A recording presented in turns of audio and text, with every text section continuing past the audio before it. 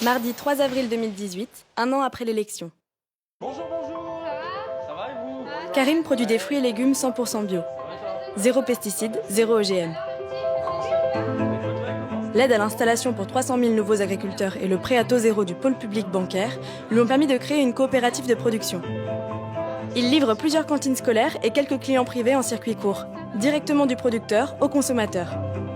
François est patron. Pour ses clients, il a fait le choix du passage au bio. Pour lui, le carnet de commandes est plein tous les jours car les salaires ont augmenté. Même celui de Sarah, la serveuse. 173 € de plus sur sa fiche de paye. Il ne s'en plaint pas car son impôt sur les sociétés a baissé de 33 à 25%. Investir dans la transition écologique, produire et consommer autrement, augmenter les salaires et aider les petits entrepreneurs, ce sont les propositions de Jean-Luc Mélenchon qui permettent de relancer l'économie. La vraie. Celle qui fait que tous les jours, des millions de Français et Françaises peuvent avoir confiance en l'avenir.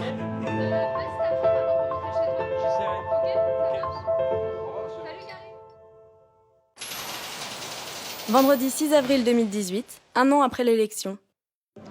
Les nouvelles technologies, la révolution numérique, c'est notre quotidien. Pour eux, elles sont au cœur de leur travail. Élise est graphiste indépendante. Elle en a fini avec le statut d'auto-entrepreneur. Elle pouvait travailler plus de 50 heures par semaine pour un salaire horaire inférieur au SMIC. Chaque fin de contrat signifiait l'arrêt de ses revenus.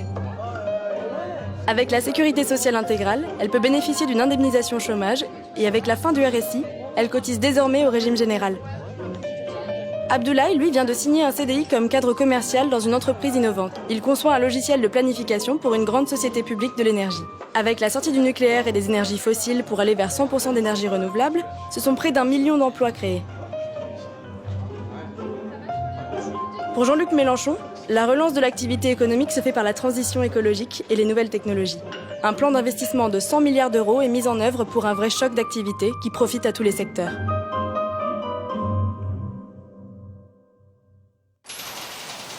Lundi 9 avril 2018, un an après l'élection. Ces trois-là sont ouvriers, salariés d'une entreprise du bâtiment. Gilles est un ancien chômeur de longue durée, des années à enchaîner des petits boulots en intérim et des temps partiels.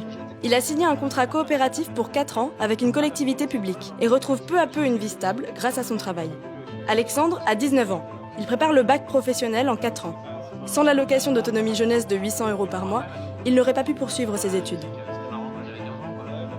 Laurent est diplômé d'une maîtrise.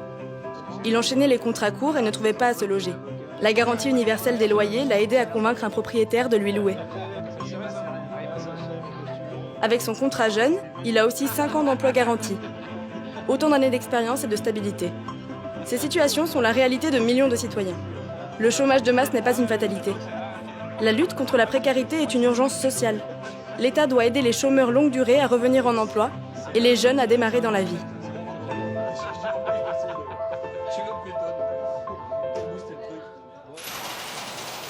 Jeudi 12 avril 2018, un an après l'élection.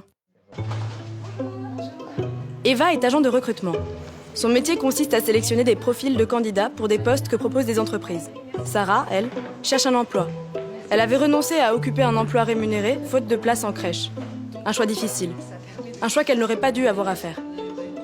Avec la mise en place du service public unique d'accueil de la petite enfance, elle peut enfin envisager de reprendre un poste à temps plein et vivre sa carrière professionnelle sans contrainte.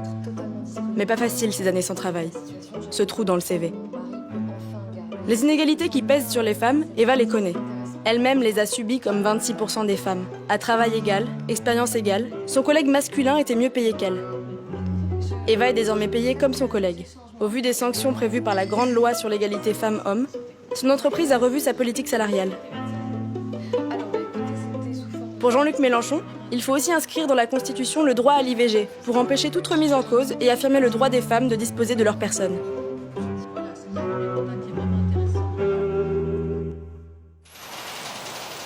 Mercredi 18 avril 2018, un an après l'élection.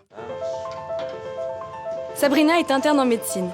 Avec le plan Zéro déserts médicaux, elle va consacrer ses premières années à travailler pour l'État dans une zone rurale.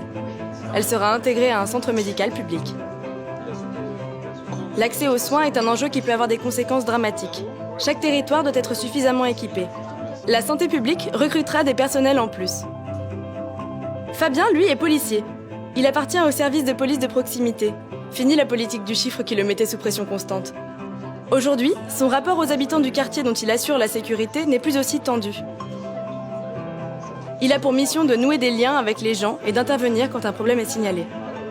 Avec la dépénalisation du cannabis, son rôle a changé. Le trafic s'est considérablement réduit, faute d'acheteurs qui préfèrent le cannabis en vente contrôlée par l'État. La délinquance n'est pas une fatalité. On peut l'endiguer à condition de s'attaquer sérieusement aux sources que sont le grand banditisme et les grands trafiquants. Dans nos rues et nos quartiers, la police de proximité est beaucoup plus efficace pour assurer la sécurité que la police des flagrants délits qui a conduit à des dérives intolérables.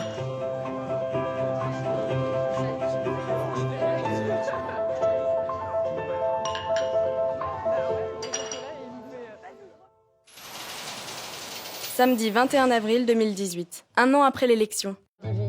L'éducation est un sujet central dans la vie de Claire. En plus de son travail d'employée de banque, elle consacre plusieurs heures par semaine à ses 2 enfants. L'aide aux devoirs et les activités périscolaires occupent une partie de son temps et de son budget. La gratuité de l'école et ses activités, c'est être certaine que ses enfants n'en seront pas privés, quels que soient ses revenus. Pour Jérémy, les moyens humains mis dans l'éducation nationale ont permis à son fils Adrien, autiste, d'avoir une auxiliaire de vie scolaire, formée et diplômée, qui l'accompagne comme il en a besoin. Pour Leïla, maman d'un enfant de 3 ans et d'un nourrisson, avec la cantine gratuite et 100% bio, le service public de la petite enfance, elle a le sentiment qu'on donne le meilleur à ses enfants. L'éducation nationale est le premier lieu de socialisation de nos enfants. Ils doivent y manger bien, y acquérir des savoirs, s'exercer au sport, s'ouvrir aux arts et à la musique. Jean-Luc Mélenchon la veut gratuite et obligatoire de 3 à 18 ans.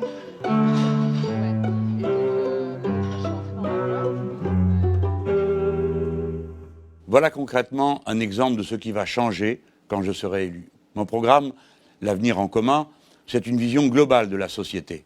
Mais il comporte 357 mesures précises pour que la vie de chacun d'entre vous change en mieux. Le 23 avril, avec la force du peuple, tout est possible. Allez, viennent les jours heureux et le goût du bonheur.